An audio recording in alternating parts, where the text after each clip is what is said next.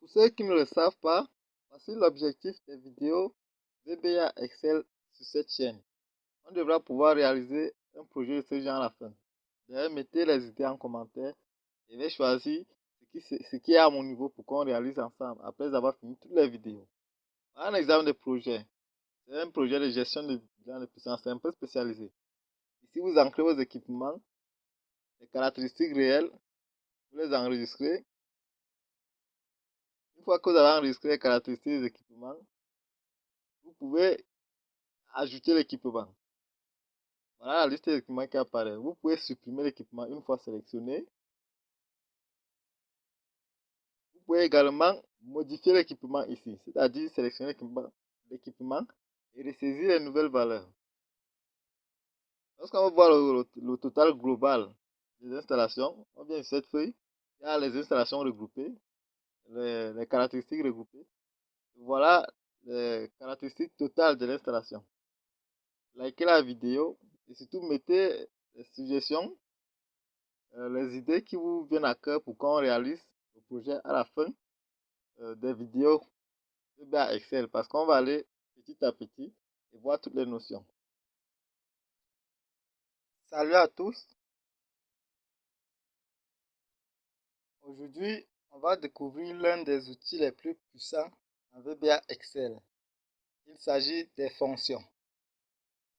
Grâce à elles, vous pouvez créer vos propres calculs, vos propres règles et les utiliser directement dans Excel. Ah oui, c'est-à-dire vous qui utilisez dans les fonctions classiques d'Excel, c'est-à-dire comme les produits, les sommes, vous pouvez créer vous-même vos fonctions et les utiliser dans Excel. Donc, des fonctions que Excel ne dispose pas et que vous en avez besoin, vous les créez vous-même et vous les utilisez.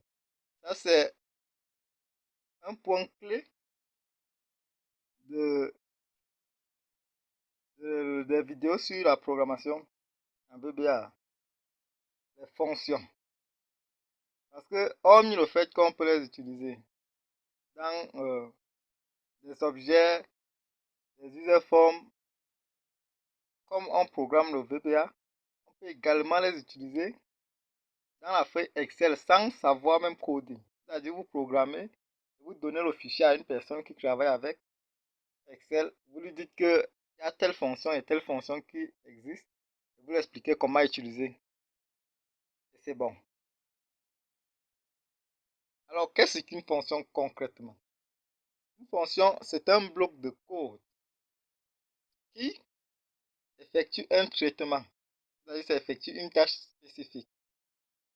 Puis, mais surtout, qui retourne un résultat. Contrairement à une procédure SUP, une fonction renvoie obligatoirement un résultat, j'insiste dessus. Par exemple, un exemple de fonction, on a les fonctions qui calculent des sommes, des fonctions qui renvoient par exemple un prix final après avoir effectué des opérations.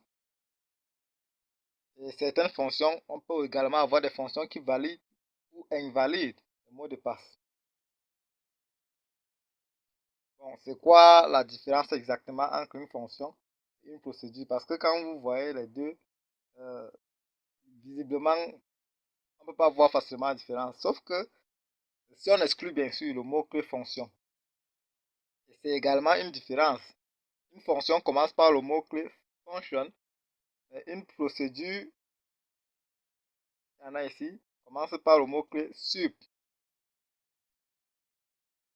La différence clé, bien sûr, ce n'est pas ces deux noms sup et fonction qui font la différence, mais la différence majeure entre une fonction et une procédure, c'est que la fonction retourne obligatoirement une valeur. Et la procédure ne retourne rien, elle effectue simplement des opérations.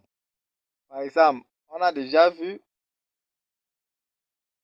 des procédures, une procédure qui prenait une note sur cette chaîne.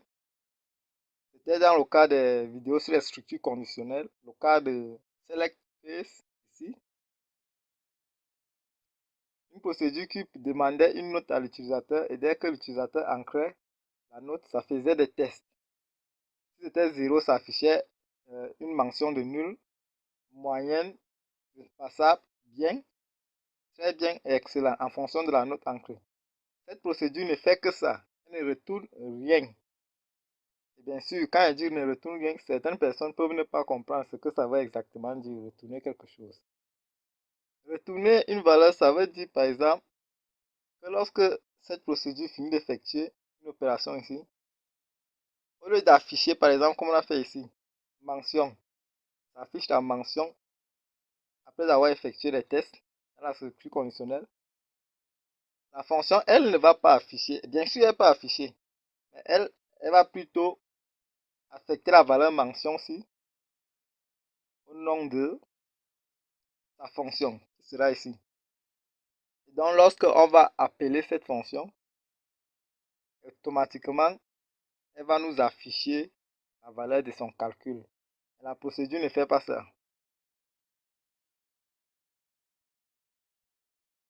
Ok. On voit directement la structure d'une fonction.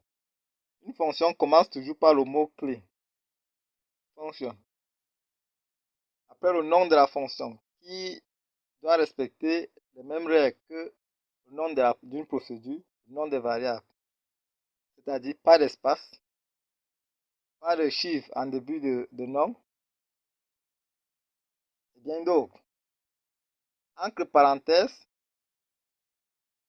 on a les paramètres de la fonction. Ça peut être autant de paramètres que vous voulez. Vous mettez le nom du paramètre et vous mettez le mot-clé as, le type.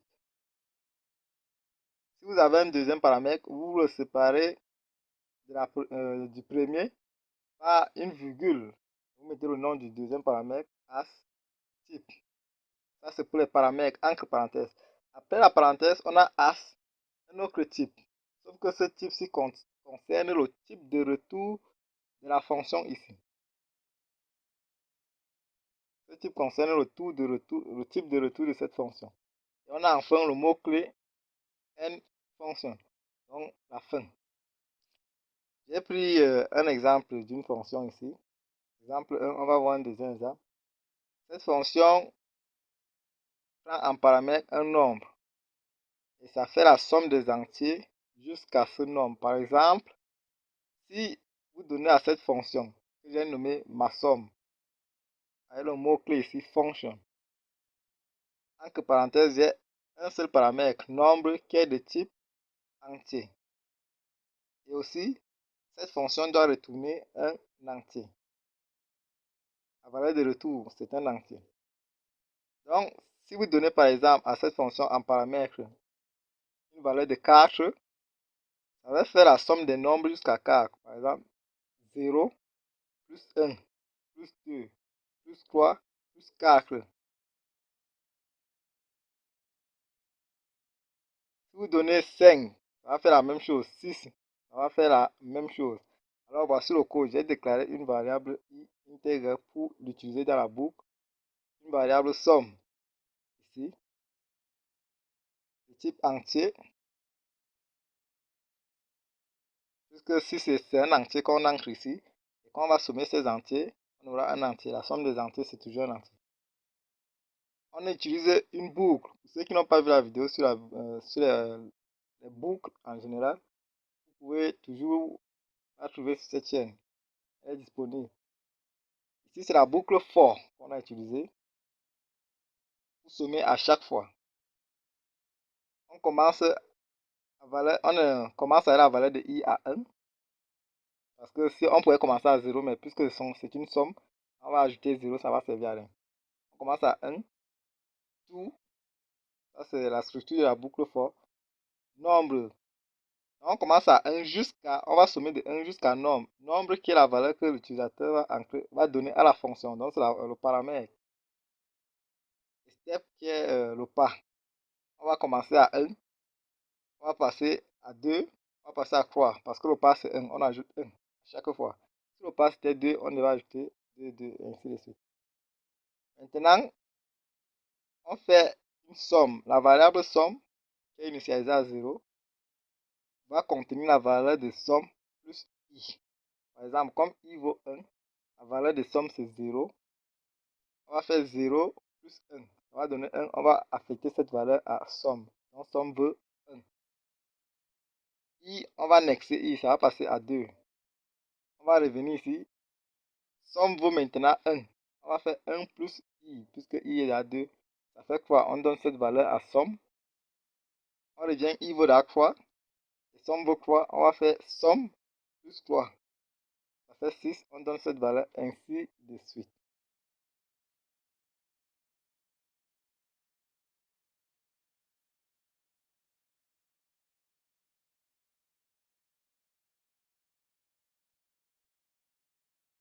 Next, i. Bon, arrivé à la fin de la boucle.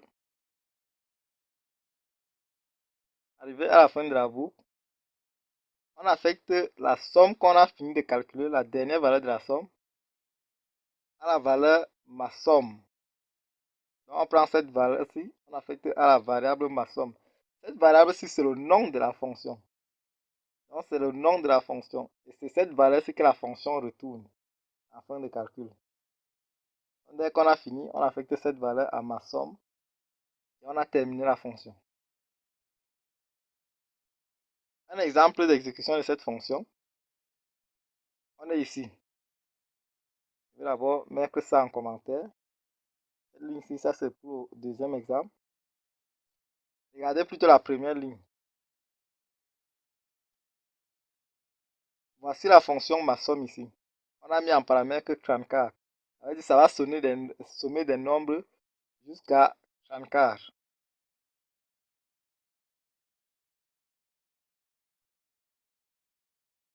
Et la valeur que la fonction va retourner, puisque ça retourne une valeur, ça sera affiché par la fonction msjbox, la fonction d'affichage. On essaye. 34, on lance l'exécution. On a 5095, c'est la valeur calculée. Comme je vous disais que les fonctions qu'on crée sont aussi disponibles dans la feuille Excel, on va aller dans la feuille Excel, on va voir cette fonction. Allons-y. Ici, vous pouvez mettre, comme toute formule Excel, égale, et taper ma somme. On voit la fonction apparaître ici. Tabulation. Vous mettez une valeur, moi je mets 12, et on tape Entrée. On voit sur le résultat qui est 73. Donc là, c'est déjà une fonction qui est disponible dans Excel. Pourtant, vous l'avez programmée vous-même. Vous voyez la magie de la chose. On repart au deuxième exemple. On va voir le deuxième exemple. C'est le cas de la fonction. Bon, c'est un cas qu'on avait déjà traité ici. C'est une fonction qui va prendre en paramètre la note d'un élève et faire des tests et voir la mention attribuée à l'élève. On utilise la structure conditionnelle select case qui teste si la note entrée vaut 0. On affecte à mention nul, mention qui est ici le nom de la fonction. On donne le nom à la fonction nul et c'est cette valeur nulle que la fonction va retourner. Si c'est de 1 à 5, on donne moyenne. Si c'est de 6 à 10, on donne passable. 11 à 15, on donne bien. Ainsi de suite jusqu'à 20, on donne excellent. La fonction doit retourner une chaîne de caractères. C'est pour ça que vous voyez, je mets les cotes ici. Nul, moyenne. Si c'est un entier que la fonction retourne, il n'y a pas besoin de mettre les cotes. Donc, comme une mention, ce n'est jamais un entier, c'est toujours une chaîne de caractères, des appréciations. C'est pour ça que j'ai mis le type ici string. Et le mot-clé de la fonction, comme toujours, function. La fin de la fonction n function, comme toujours. Si cette structure conditionnelle vous est étrangère, allez regarder la vidéo sur les structures conditionnelles sur cette chaîne. Vous mettez sur la page. Bon, je reviens ici. On va exécuter la deuxième fonction, mention. Et on utilise toujours la fonction. Je mets en commentaire la première ligne qui concernait la première fonction. On va toujours utiliser la fonction msjbox pour afficher le résultat que la fonction va retourner. Je rappelle, ceci, on ne pouvait pas faire ça avec une procédure. C'est-à-dire msjbox afficher la valeur que la procédure envoie. Non, on ne peut pas. Une procédure exécute bien que les blocs des instructions. Et s'il y a les valeurs affichées, elle les affiche elle-même. Dans la fonction, elle peut afficher ses valeurs elle-même ou alors les retourner. Ici, on préfère les retourner et utiliser la fonction msdbox pour les afficher. Mention ici, on met en paramètre 13. 13, l'appréciation auquel on s'attend. 13 fait partie de l'intervalle 11 à 15, donc on s'attend à voir bien. On met le curseur dans la procédure qu'on va exécuter. On lance bien. Ok. Vous pouvez vous-même tester. Allons voir dans Excel, dans la feuille Excel, la fonction mention. Bien sûr, ça existe déjà ici. Commencez à taper mention. Dès que vous voyez, là voici, on met tabulation et puis on passe la valeur en paramètre. Ici, on met 9. On met entrée, passable. Je teste encore. Égal. Mention. Je mets 20. Entrée. Excellent. On voit que cette fonction est disponible ici. Si vous avez aimé la vidéo, je sais que vous avez aimé, likez et abonnez-vous à la chaîne.